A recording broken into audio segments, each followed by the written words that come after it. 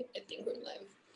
Hi everyone, we are live with another AFIA interview. This time I'm super happy to bring to you Alex Wu. Alex, thank you so much for doing this. I know you're thanks for having me. busy right now, so it's really a pleasure to have you on this. Alex and I met way back at an animation festival in Bucharest, and Alex has been up to a lot of things since then. You were then back then story lead, right, at Pixar. I was, yeah. I think when we met, I was working on Finding Dory, which was my last film at Pixar. And yeah, and since then I left Pixar and I started my own studio with some friends, and we've been developing and producing original animated content since 2016. Wow, that's amazing. And you already have a series on Netflix that premiered last year, correct? Yeah, that's right. Our first production is called Go Go Corey Carson. It's a preschool show it's actually based on a toy called Go Go Smart Wheels. We partnered with this company called VTech.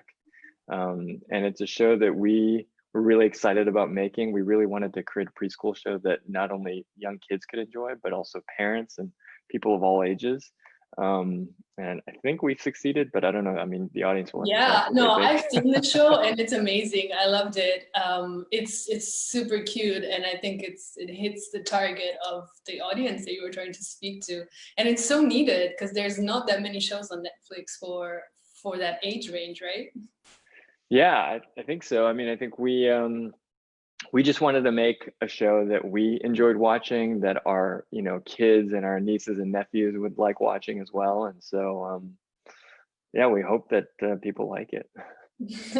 I'd love to get into that, but before we get into that, I'd love for you to speak a bit about your career at Pixar and Sure. what you've learned there so far. A lot of our viewers are really not familiar with a big studio environment, so maybe that's something interesting to talk about as well, and especially story, because you worked on story for so many amazing films.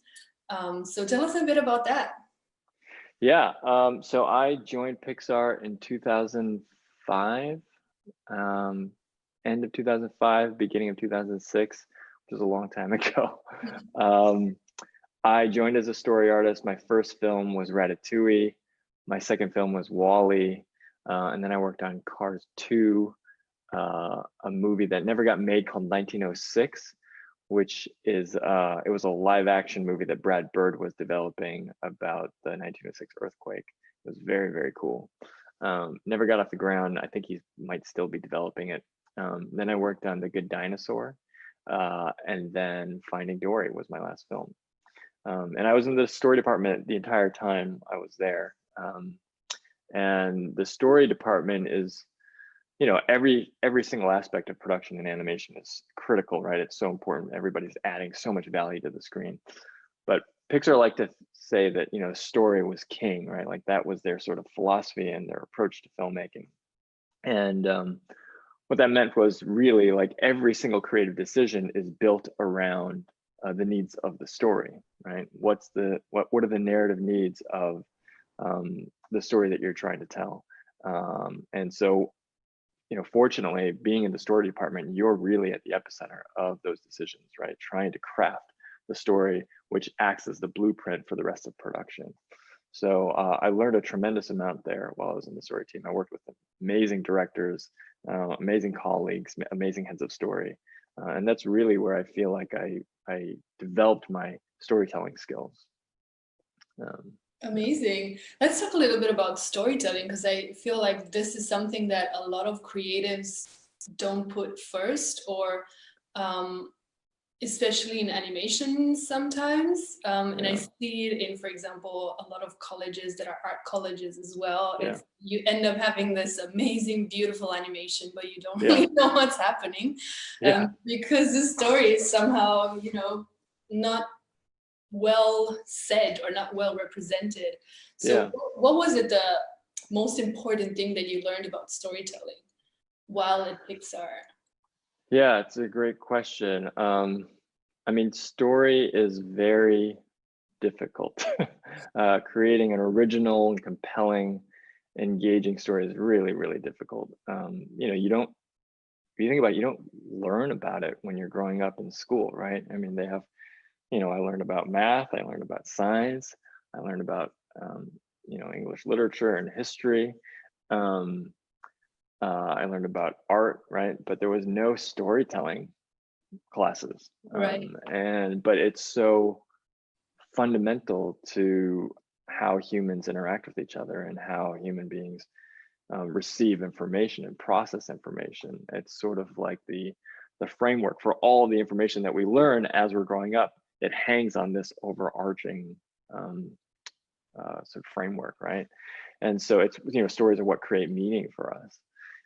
So it's so important, and I'm surprised. I was surprised once I got to Pixar how little preparation and education I had in storytelling. You know, and I was lucky that I got to spend 10 years there, and I learned so much from these, you know, amazing artists and storytellers. I think the most important lesson I learned was, I'd say, you know, conflict is key to story, right? To a good story, if you don't have conflict, you don't have a story. It's not really, there's not really any entertainment, or there's nothing engaging. There's no, you know, there's nothing intriguing about a story if you have no conflict. So it's really, you know, it's about a character who wants something. Usually they're aspiring towards something, and then there's some sort of obstacle in front of their way, and that's what creates the conflict, and that's what makes the audience engaged and interested to see, okay, well, is this character going to overcome this obstacle and get to their goal? And when they don't, and they try a different, you know, creative method of getting to their goal, and then there's another obstacle there, you keep wanting to watch, you keep wanting to see this character try and try and try to eventually reach their goal. So I would say that's like sort of the core essence of what story is. It's just about desire and obstacle. Yeah, I love that you said that that's how humans relate, because it's so important. And the more you kind of delve deeper into it, the more you realize that story, or good story, transcends cultures, transcends borders, transcends any type of perceived obstacles that we put ourselves, like boxes that we put ourselves into as humans. So I was wondering, on your perspective of what is the essence of a good story? For example, a lot of our audience is African, right? So how could they, for example, take their own cultural stories or their own you know, mythology and transpire that into a story that would be appealing worldwide? That's a great question. I don't know if I have the direct answer, but I mean, I think that, you know, there's a saying that the more specific something is, the more personal something is, the more universal it becomes. You know, if you think about our sort of working definition of what a story is, it's about, you know, a character with some sort of desire, right? Some sort of want.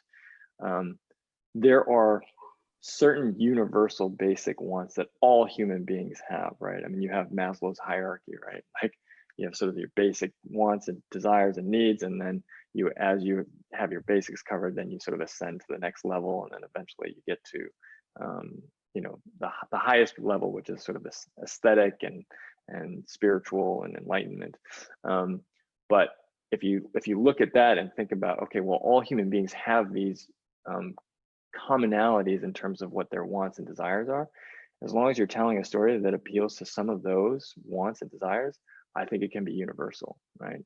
I think every human being from whatever culture, whatever age, is going to be able to resonate and relate to it, because they also have those desires, those wants. Yeah, amazing. That's so true. That's so true.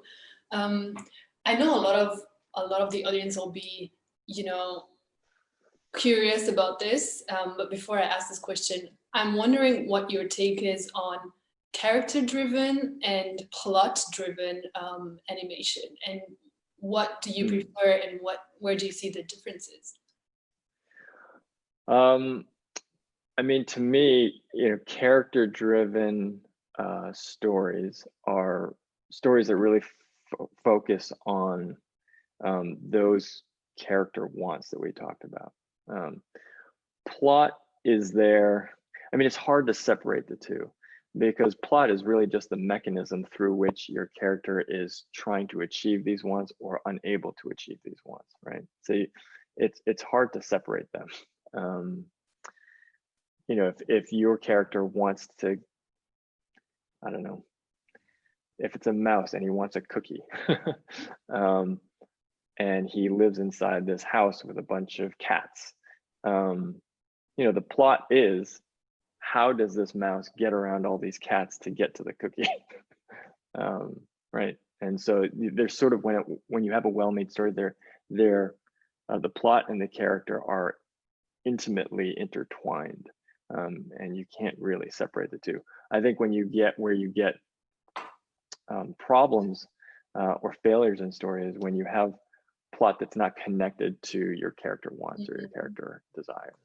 Yeah, that makes so much sense. Because in film, there's always the idea of, is this a plot-driven film or is this a character-driven film? And is there even such a thing as separating the two? Like you said, I love that perspective. I'm sure a lot of people would be curious of, how does a day in the life of a story artist at Pixar look like? I mean, it really depends on the stage of production you're in. I think when you're early on, there's a lot of brainstorming. You are working really closely with the director and the head of story to figure out, you know, what the major plot of the film could be. You're also working on trying to define the characters. Right? They'll give you a lot of open-ended assignments. So they'll say, hey, this character is a very determined character. They're very stubborn. Put them in a room with this other character who's really lazy, right? And let's see what kind of entertainment we can get out of them. And a lot of times those assignments might not necessarily make it into the final film, but what you're doing is you're trying to figure out who these characters are, so that the director can be inspired and informed when it comes to actually writing the script or figuring out what sequences actually go into the movie. So I'd say early on, there's a lot of exploration. Once you get into the meat of production, you're taking script pages that the director writes or the writer writes, and then you are executing them. So that you're actually storyboarding. So you're taking the script and you're translating it into cinema. And you're figuring out shots, you're figuring out staging and blocking, you're figuring out, you know, finessing dialogue. So yeah, once you're in the actual meat of production, you're doing a lot of storyboarding. And then near the end of production, once the story is pretty much figured out, you're doing a lot of tiny little refinements, right? So, you know, they will screen these movies to audiences or to people within the company. People will give notes. And the closer you are to the end of production, the smaller and smaller those notes get, because you're getting more and more refined and more granular with your iterations on the story. And so at that point, you're doing tiny little fixes, you know, expression changes, little tiny acting changes. You're putting those into the boards so that the rest of the pipeline, when they get your animatics, your story reels, they're as accurate as possible. So the blueprint is as clear as possible for them. Amazing. So a story artist would be involved right from development stage to pre-production, production, and then post-production? Yeah, I mean, it depends. I mean, the team really grows and shrinks with the needs of production. So earlier on, you know, they'll bring on maybe 1 or 2 story artists to help with that development and exploration process. Sometimes you stay on for the entire movie, all the way till the end, till post-production. Well, not post-production, but I would say well into production. And then sometimes you'll just plug in, if you know, into the middle of production, because there's a lot of work to do. The team's not large enough. The core team isn't large enough to address all the notes and all the work that has to be done. So they'll pull in extra people to help out. So, but yes, theoretically, story is going to be on from very, very early till maybe about a year out before they finish the film. Amazing.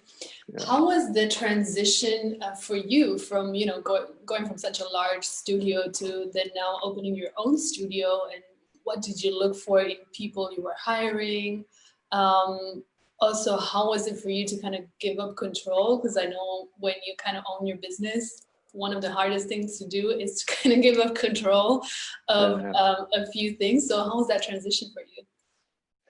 The transition's been very educational. It's been great, but it's also been a lot of hard work. I think, when I left Pixar is such an amazing place, and it's been around for so long, and they've got all this infrastructure built. So, my role there was, I cared about one slice of the overall production, right?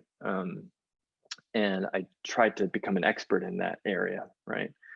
But I didn't have, I had some visibility into all the other parts of the pipeline, but it wasn't very hands-on, and it really wasn't. Once I finished my work, it wasn't really my problem to manage it anymore. And now that I've started the studio, I have to make sure that that every part of the pipeline is well executed and has what they need. They have the resources that they need so they can do their work. So a lot of the job was actually building that infrastructure, and that's something that I wasn't prepared for, and something that I didn't expect. But it's obviously a very important part of the job, and yeah, it's been very educational. I've learned a lot in the last 4 years.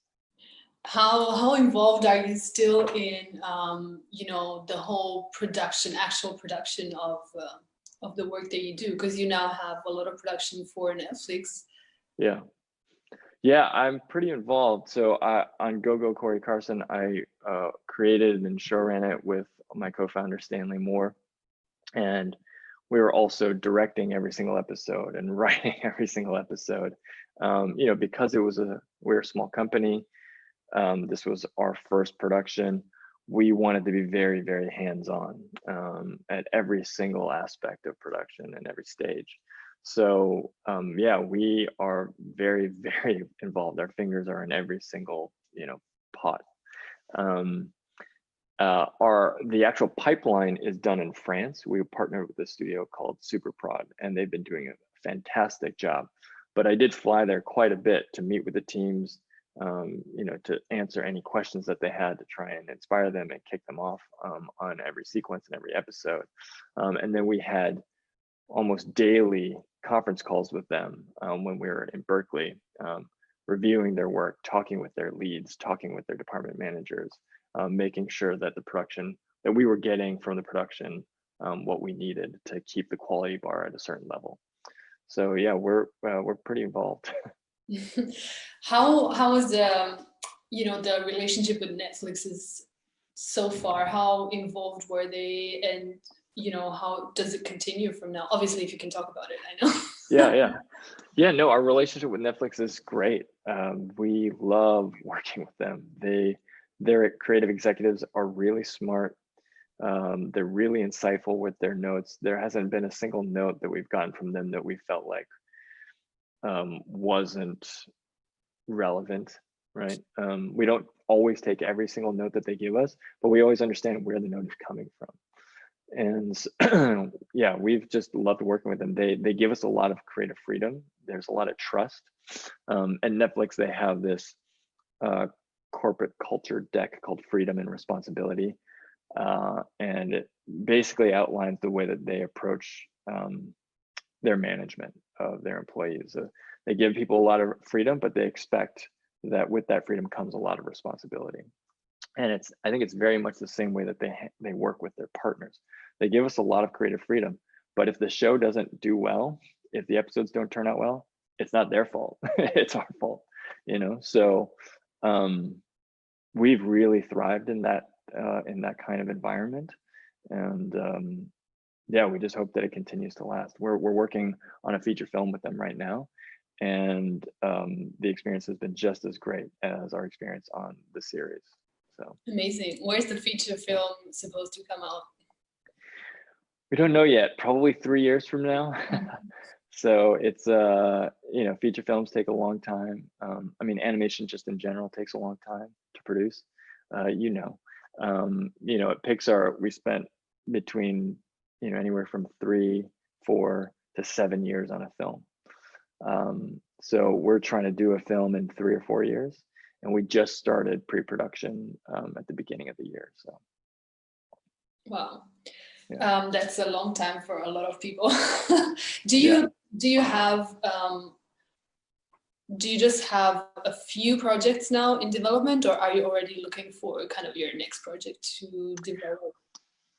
Yeah, we actually have quite a few projects in development that we're doing with Netflix. So we have the Go Corey Carson series. We're working on multiple seasons of that. We have this animated feature that's not related to Go Corey Carson. It's its own, property and own idea. We have another animated feature that's being written right now that Netflix has optioned. We have another original animated series that we've pitched to Netflix. They've optioned that.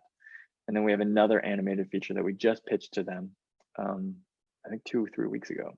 So we're waiting to hear back on that. And we also signed an overall deal with them. So every project that we develop, they get sort of a first look at the project, and they can decide whether or not they want to move forward with it or not. So in that option deal, are you then allowed to pitch it to other studio or other networks if they don't want to take it on? Yeah, so if they pass, then we have the right to take it to other networks or other platforms or studios. I think there's some sort of restrictions on it, I think, in terms of timeline, but yeah, if they pass, we could take it to other places. Amazing. So you have a lot of work going on right now. Yeah. Sounds like you're thriving in this crazy pandemic times. How has well, that I don't know if we're thriving. Yeah, I don't know if we're thriving. I mean, so the first 2 years when we started the company, we had no work. And so we just basically were like, it was me, Stanley, and Tim in a room just developing ideas and developing pitches for ourselves. And we tried to take it out to studios, tried to take it out to networks to see if anybody was interested, and nobody was interested in what we were doing because, I mean, they'd never heard of us. We were a small company, and Stanley and I had never directed anything before, so we were unknown quantities. But during that 2 years, that's when we developed all the projects that we've sold to Netflix. So it was actually a really great time for us because we just got to focus on blue skying ideas. And once you get into production, you don't have time to blue sky. You're just so focused on like meeting the deadlines, sticking to the schedule, trying to get the most you can get out of your team with the limited time and resources that you have. So if we didn't have those first 2 years of no work, no business, we would not have been able to have all these additional projects that are now in the pipeline that are in various stages of development for us. I love that. That's amazing advice. I'm going to take that advice as well. What would you say, what advice would you give someone who's, like you, just starting out and trying to get their ideas out there? Because obviously it takes a lot of resilience and perseverance for you to go on for 2 years and keep saying, no, I'm going to make this, and go pitch it and believe in your idea. What would you say is the main quality you need to develop? I mean, I think it comes down to like core values of like love and empathy, and it sounds like, how's that related? But really, like, you have to love the work, right? Because you don't know whether or not it's going to succeed, whether or not somebody's going to, like it, whether or not they're going to buy it, whether or not they're going to believe in it. So, but if you love the work in and of itself, that's going to be sufficient, because when you're doing it, that's going to give you fulfillment. That's going to give you satisfaction. And that's all you can really control, is your relationship with the work, how other people perceive it, how other people receive it. That's out of your control. So I would say you got to love the work. And then this idea of empathy is like, you want to put yourselves in other people's shoes. So you want to put yourself in the shoes of an executive, right, who you are pitching to. And think about, well, how are they going to receive you when you come in and you give this pitch? For us, we were unknown quantities, right? I mean, we had all this extensive experience at Pixar, but Stanley or myself had never directed anything, other than our student films, and nobody had really ever seen them. So when we walked into those meetings, the burden of proof was on our shoulders to tell them and to prove to them that we were capable filmmakers and capable storytellers. You know, if Steven Spielberg walks into a room with these executives, the burden of proof is not on him anymore, right? He has this huge body of work. He's proven time and time again, he's an amazing storyteller. The burden of proof now is on the executives to say, hey, you should make your movie or your TV show with us because blah, blah, blah, blah, blah, right? And so what we did is we spent a lot of time really putting amazing pitches together that tried to demonstrate our storytelling abilities. And, you know, there's no rule around how you should put a pitch together. Sometimes all you need, you know, people say, oh, all you need is like a really well-written treatment, and that can sell a project. And yes, that's true occasionally. But I didn't have the confidence in our reputation capital to just pitch a treatment, right? I felt like they don't know who we are. For all they know, we're just, you know, just another person off the street. So I need to show them that we're really, really capable, like filmmakers and storytellers. So what we did is we put a proof of concept together for this Go-Go show. We put a 1 minute, actually paid for 1 minute of full production. We actually storyboarded an entire episode. We put a really extensive show Bible together. And when we went into the pitch, our pitches were like 30 to 45 minutes long. And we really just tried to sell them the vision of how we saw this show and how we saw our movies. And that, I think, really won people over. And that's how we sold our first projects. Yeah, that's amazing. Sounds like you've put in so much work now you're reaping the results. So congratulations on that. Thank you. Yeah. Alex, I'm just mindful of your time. So thank you so much for agreeing to do this. I know it's been crazy times for everybody, and I'm sure you have to run a company that's now at home. So it's probably twice as hard. Do you have any, I don't know, last words of encouragement? I know Netflix, for example, has just opened up studios, not necessarily for animation, for feature film, but animation is just, you know, right there, like the little sister of feature film in Nigeria. And there's an animated feature that's not a feature, a series that's being developed in South Africa right now for Netflix. So do you maybe have like words of encouragement or some advice for someone who wants to step in your shoes someday? I mean, maybe just some words of encouragement. I think right now it's an incredible time to be a filmmaker and a storyteller, because there is such a demand for content, especially animated content. You know, right now live action productions aren't able to actually function, right? I mean, people can't gather together and make films and television shows, but with animation, you can still, you know, work remotely and make progress on production. So if you're interested in animation and you're interested in storytelling, now's a great time to be in the industry. So I would say, you know, work really hard and put those pitches together and try to get them out to people. And then I think just as a fan of storytelling, I am so interested in hearing and seeing great stories come from Africa. I mean, I haven't seen a lot of great films from that region of the world, and I am so curious and so eager to see the storytelling that they come up with. So I guess that would probably be my concluding thought. Thank you so much for your time, and thank you so much for, you know, all the wisdom you shared with us. Yeah, you're very welcome. And yeah, good luck on all of the next productions. Sounds like you have a lot of things to do right now. And for everybody watching, thank you for watching. If you have any someone says a lot of talent and perseverance. Good luck. Yeah, so tell them thank you. I will definitely do that. And for everybody else watching, if you have any comments, please do write them if you're watching this in the replay, and I'll make sure to try and get the answers for you.